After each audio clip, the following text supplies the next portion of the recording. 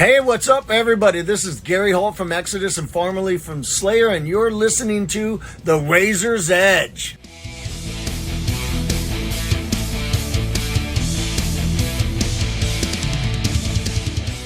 Hi, Kat from the Razor's Edge here on the last day of Bloodstock with Straight for the Sun, who played on the new Blood stage earlier and did a cracking show. I was there. Thank you very much. How are you guys? We're doing fantastic. Yeah, we're very hot, but we're doing great. Yeah, you did a really good set earlier. Thank you so much. Yeah, really impressed. Really nice. Awesome. No, we've never actually played that early in the morning.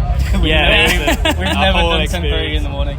But there's a first time for everything. No, and the turnout was so good as well. Like generally we're expecting, because it's Sunday and we think 10:30 it's going to be a lot of hungover people, but the reality is it's a tough spot on Sunday. It's one. a tricky I've got to spot, be honest. It's a tough one. Yeah. It's like the first one on Friday and the first one on Sunday. The Of course. No, we're just glad that we were asked. So. Yeah, thank you to everyone who came down to the fair.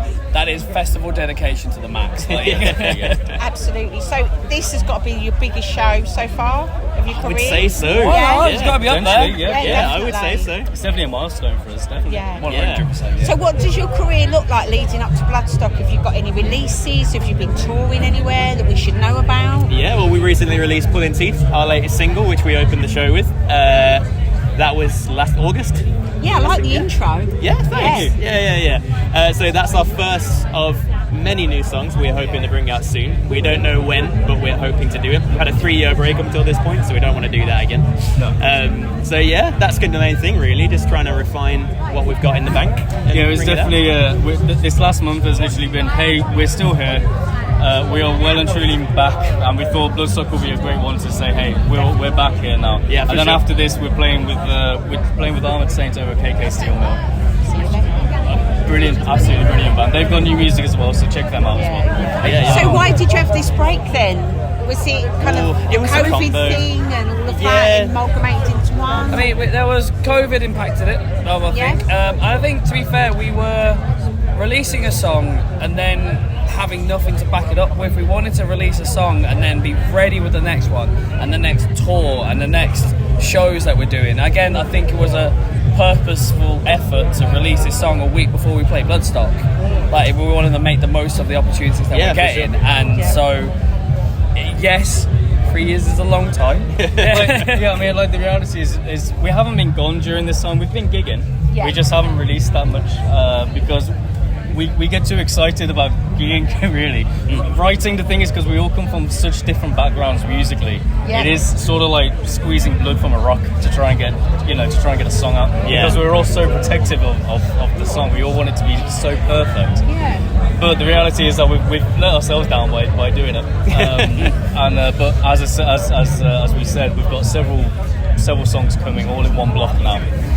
This is the beginning of a massive roll-on of much bigger gigs that we can't say anything about, huge tours that we can't say anything about at the moment, and a bunch of new songs, so we won't make that mistake. We've also built a team as well. We're all trying to do everything between the five of us, and we're good musicians, but not amazing at social media, or maybe not at booking. Bits like that, So now we've got a team around us. Shout out to DC Sound Attack and stuff like that for getting us involved and stuff like that, and we're building from there. So we've noticed recently, especially us that do reviews as well, bands are moving away from albums. There seems to be a lot of the singles and the EPs. Is that something that you guys think you want to take on board? Because it seems to be, we've had bands that put a single out a month for the whole year, for instance. Just a different way of getting music to people. Yeah, I think really the main thing is it's so easy to make stuff yourself. Now, I think classically you'd go into a studio for like months, you'd make an album and you'd have a whole thing. But nowadays, it's so easy to do that stuff yourself with just the gear that's available, like home studios and stuff. Like Pulling Teeth, it was mostly done by us. It's just mixing and mastering was elsewhere. So I think with that ease of it, it's so quick to get stuff out. You just kind of want to release them, Plus, in the same vein, because everybody is sort of DIYing it now, it's mainly because an album is so expensive to do. It's a massive commitment. It's really expensive, and that's why everyone is now just doing it sort of themselves, getting the content out, and that's why it is a drip feed of singles generally, or a little EP. And then if you get to a point where financially it is worth having an album, then we'll throw one out. We're certainly not saying no to an album. We'll do one at some point. Oh yeah. I think streaming's changed the game as well. Yeah, streaming's Absolutely. changed. Yeah, everything. 100%. Like, it's not. If you can release a song and you can put almost an album's worth of PR into that one song, and as we've said, the cost of making an album is so much. If you can do it in one song, Studio time is astronomical, isn't it? Yeah, it's crazy. again, this is why we've gone more. Again, it's in that 3-year period. We've built ourselves up with the equipment and the know-how and the people to kind of make songs ourselves without necessarily having to pay for a week in a studio or whatever. We can do it with a few sessions for drums and vocals, but the rest of it is done at home on a MacBook, really. Yeah. But the flip of the coin is that vinyl's come back. Yeah, I know. Vinyl is absolutely huge at the moment. So there It outsold CDs for the first time in it did, yeah, this year for the first time in like 25 years. Yeah. And so, there is still a call for that kind of content.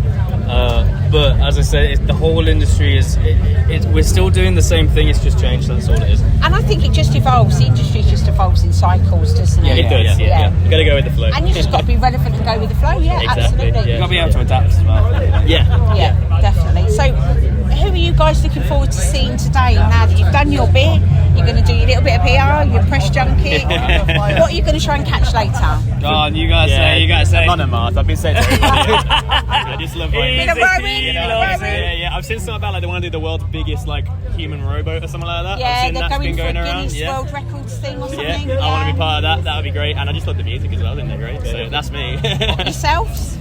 So I'm actually quite excited to go back to the New Blood stage and go see Kentai, if I'm honest. The Birmingham lads like us, they won their Metal to the Masses, that's why they're playing, and I'm really looking forward to seeing a lot of new acts as well. I think I like the surprise of what we're going to get next sort of thing, if I'm honest.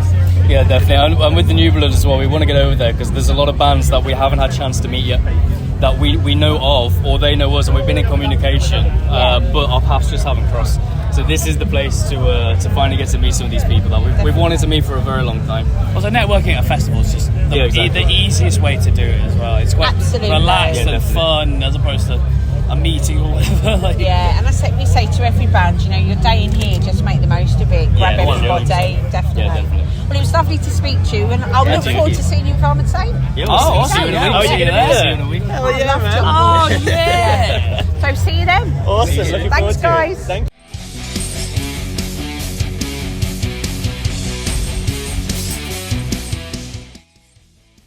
Thanks for listening. Make sure you keep up to date with future episodes by subscribing to our channels. For more information on this podcast, or for all the latest music news, reviews, interviews and more, head over to our website www.therazorsedge.rocks.